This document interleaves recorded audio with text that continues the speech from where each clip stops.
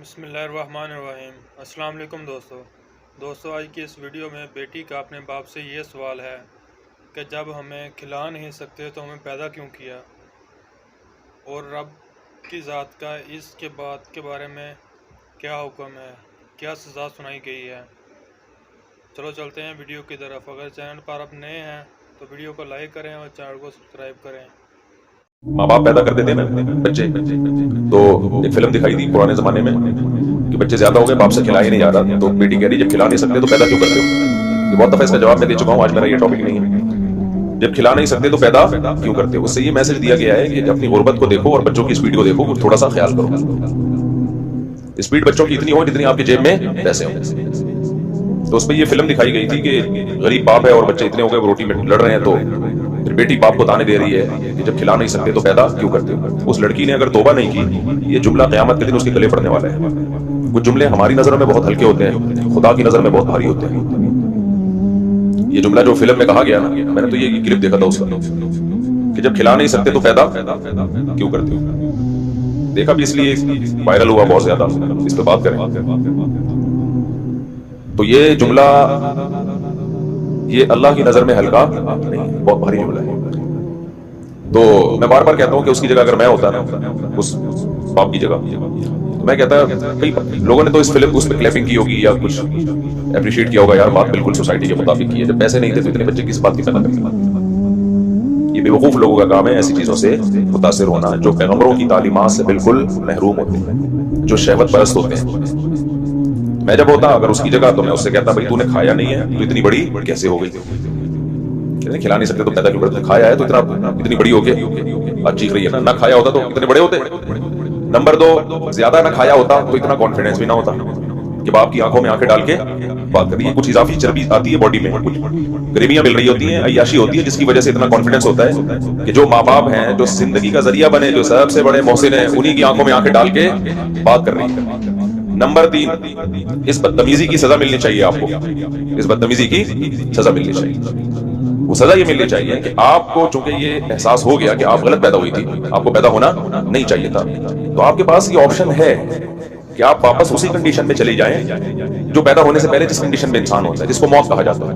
تو یہ بیٹا بندوق ہے، یہ اس چیمبر میں گولی اٹھا کرو، ختم۔ غلط پیدا ہو گئے نا تو غلطی کا تلافی ہو سکتی ہے۔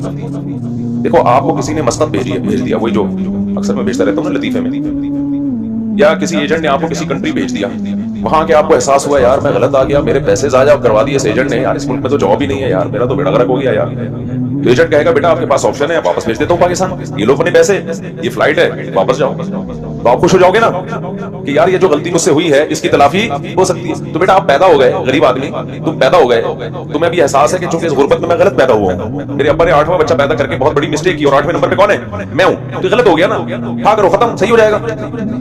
یار آپ لوگ کی سمجھ میں نہیں آ رہا تو اس فلم والے کی سمجھ میں کہاں سے آئے گا، بٹھا کرو ختم، کمبخت مریں گے بھی نہیں، کیوں، ان کو زندگی کی نعمت کی قدر ہے۔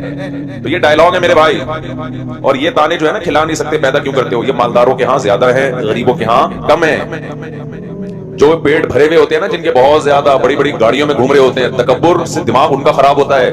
غریبوں میں ہم نے اکثریت کو ماں باپ کی خدمت کرتے ہوئے دیکھا ہے، بڑے دل ہوتے ہیں۔ قرآن سے پتہ چلتا ہے کہ غریبوں میں پیغمبروں کی مخالفت کا ریشو کم، مالداروں میں زیادہ۔ اور یہ جو لوگ مثالیں دیتے ہیں دنیا کی بڑی بڑی قومیں بڑی مینج ہیں، پیسہ ہے تو کیا ہے ان میں، مینجمنٹ بہت ہے، بڑے پیارے اخلاق ہیں، اس پر میں بہت دفعہ بول چکا ہوں کہ الو کسی اور کو بنایا کرو، الو کس کو بنایا کرو۔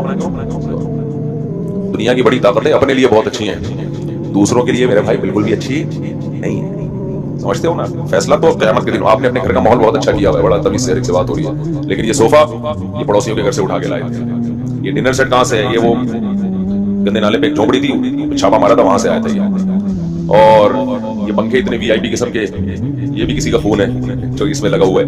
تو ابھی میں زیادہ نہیں جاتا اس کی طرف، ہم تو ابھی اپنے دکھڑے لے کے بیٹھے ہوئے ہیں۔ تو میں کیا بات کر رہا تھا، ہاں میں تو اصل بات یہ کر رہا تھا کہ اللہ تعالیٰ قرآن میں بہت سارے دلائل دیتے ہیں کہ جو یہ کر سکتا ہے وہ موت کے بعد زندگی بھی دے سکتا ہے۔ تو جب آپ میں غربت ہے اور پھر بھی اولادیں ہو گئی آپ کی، اصل چیز ہے تربیت۔ تربیت یہ نہیں ہے کہ سب کی توندیں بھرو آپ، تربیت یہ ہے کہ ان کو صبر اور شکر کی تلقین کرو.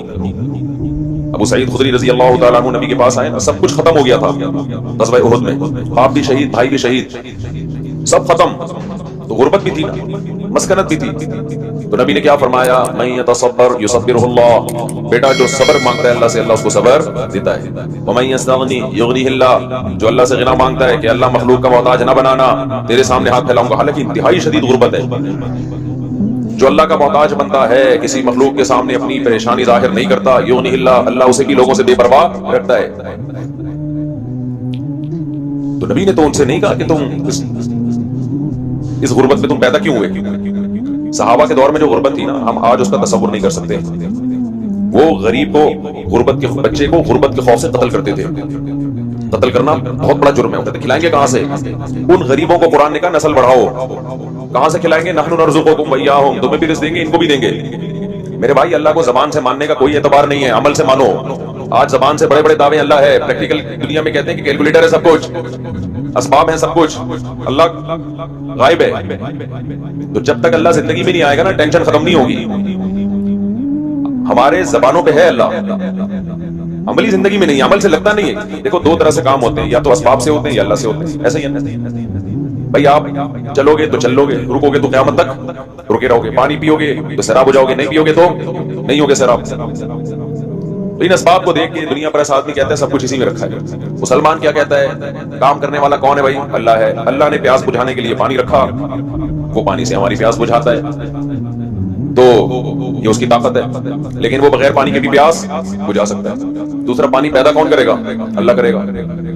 تو پیاس بجھانے کی اصل طاقت کس کے پاس ہے؟ اللہ کے پاس. پانی پیدا کرنے کی بھی, بغیر پانی کے پیاس بجھانے کی بھی, اور پانی کے اسباب نہ ہو تو بھی پیدا کر سکتا ہے, اور بغیر پانی کے بھی پیاس بجھا سکتا ہے, اور یہ بھی کر سکتا ہے کہ پیاس لگنے ہی نہ دے اگر پانی نہ ہو. سارے اختیارات کس کے پاس ہیں؟ تو ہم اسباب اختیار کریں گے, لیکن ان اسباب نے رکھا کچھ نہیں ہے. یہ سارے پیدا کس نے کیے ہیں؟ اللہ نے پیدا کیے. دیکھو, ماں گھر میں کھانا پکاتی ہے, اس کی عادت ہے, بچے کو ناشتے کے لیے آٹا گوندا جائے گا اور وغیرہ وغیرہ جو بھی ہوتا ہے. بچہ دیکھ رہا ہے کہ ہمیشہ میری ماں کھانا بناتی ہے میرے لیے, دوپہر کا کھانا, رات کا کھانا. ایک دن دیکھا اس نے کہ گھر میں آٹا ختم ہو گیا. اب اس کا ماں پر ایمان ہوگا نا, بے ایمان ہوگا تو کیا کہے گا, آج 3 ٹائم مجھے کھانا نہیں ملے گا کیونکہ اسٹرائک ہے, دکان بھی بند ہے, یا آٹا ختم ہوا ہے. یا مسئلہ کیا ہے کہ جی گیس نہیں آ رہی, آٹا تو ہے, گیس نہیں آ رہی. تو آج تو میں گیا اور پتہ نہیں اب گیس کب آئے. اب وہ قحط سے مرنے کے اس کو خیالات آنا شروع. تو ماں ایک تھپڑ لگائی کھینچ کے اس کو, کہے کہ بھائی یہ تو میں نے تجھے بتایا ہے کیونکہ گھر میں آٹا ہوتا ہے, پانی ہوتا ہے, تو میں اس طریقے سے روٹیاں پکا پکا کے کھلاتی ہوں. جس دن نہیں ہوگا تو ہوٹل سے منگوا لوں گی. تو کہے کہ آج تک آپ نے کبھی ہوٹل سے نہیں منگوایا. بیٹا اس کی ضرورت ہی نہیں پڑی ہوٹل سے منگوانے کی, لیکن کیا تیری ماں تجھے ایسے مرنے دے گی؟ ہے بھائی, اتنی ٹینشن کیوں لے رہا ہے؟ نہیں اماں, میں نے تو ہمیشہ یہی دیکھا ہے کہ آٹا گوندتا ہے, پھر جناب چولہا جلتا ہے, تو چولہا جلنے کے لیے گیس جب ہے نہیں تو کیسے ہوگا؟ تو ماں کہے گی یہ تیرا ہیڈک نہیں ہے, یہ کس کا ہیڈک ہے؟ وہ تو چونکہ سارے اسباب ہوتے ہیں تو میں اسباب اختیار کرتی ہوں, جب نہیں ہوں گے تو پھر میں کچھ اور سبب اختیار کروں گی. تو ہم نے بھی دیکھا کہ اللہ میاں ہمیں جو کھلاتے ہیں پلاتے ہیں وہ اسباب کے ذریعے, جاب لگتی ہے, تنخواہ آتی ہے, اس سے مختلف چیزیں ہوتی ہیں. تو ہم نے سمجھے کہ شاید اللہ اس کا محتاج ایسا کرنے ملے. ہم نے کہا 2 سے زیادہ تیسرا نہیں ہوگا, پھر تنخواہ اتنی ہے, تیسرا آ گیا تو اس تنخواہ میں 2 کم وقت نہیں پل رہے, تیسرا کہاں سے پلے گا, چوتھا کہاں سے پلے گا؟ پھر گناہ نہیں چھوڑتے کہ یار میرے پاس پیسہ کہاں سے آئے گا. اگر میں نے گناہ چھوڑ دیے, جھوٹ بولنا چھوڑ دیا, تو کسٹمر جو میرے پاس آ رہے ہیں صرف جھوٹ کی بیس پہ آ رہے ہیں, تو بھاگ جائیں گے سارے کے سارے. تو اس کا مطلب کیا ہوا کہ آپ اس بچے کی طرح ہو جو آٹا گیس میں الجھ کے رہ گیا ہے, وہ اپنے ماں کے جذبے اور ماں کی طاقت کو نہیں دیکھ رہا. تو آپ بھی یہاں اس اسباب میں الجھ گئے ہو جن اسباب کے ذریعے ہمیں رزق ملتا ہے. یہ نہیں دیکھ رہے کہ مسبب الاسباب کون ہے بھائی, وہ تو اللہ ہے, وہ اس کا محتاج تھوڑی ہے. وہ کہے گا میں 20 طریقے میرے پاس, لیکن ہم ان طریقوں, ہم جو ہے نا ان طریقوں کو نہیں دیکھتے یا اس خدا کو نہیں دیکھتے. اور یہ اللہ کا مسئلہ ہے کہ وہ کون سا طریقہ اختیار کرتا ہے رزق دینے کے لیے. تو توکل مارکیٹ میں بالکل کیا چل رہا ہے, شارٹ.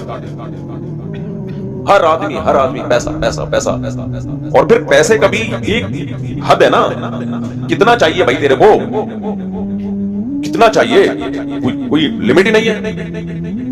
میری پوری زندگی میں ایک بندہ میرے پاس آیا, مجھے بڑا اچھا لگا, کہہ رہا مفتی صاحب میری تنخواہ اتنی زیادہ ہے, مجھے سمجھ میں نہیں آ رہا, میری ضرورتیں تو پوری ہو گئی ہیں, اب میں کیا کروں, صدقہ کر دوں سارا. پہلا انسان کا بچہ میں نے پاکستان میں جو یہ کہہ رہا ہے کہ میری ضرورتیں ختم, اب مجھے سمجھ میں نہیں آ رہا, میں چاہتا ہوں کہ چیریٹی کر دوں, صدقہ کر دوں, کیا کر دوں.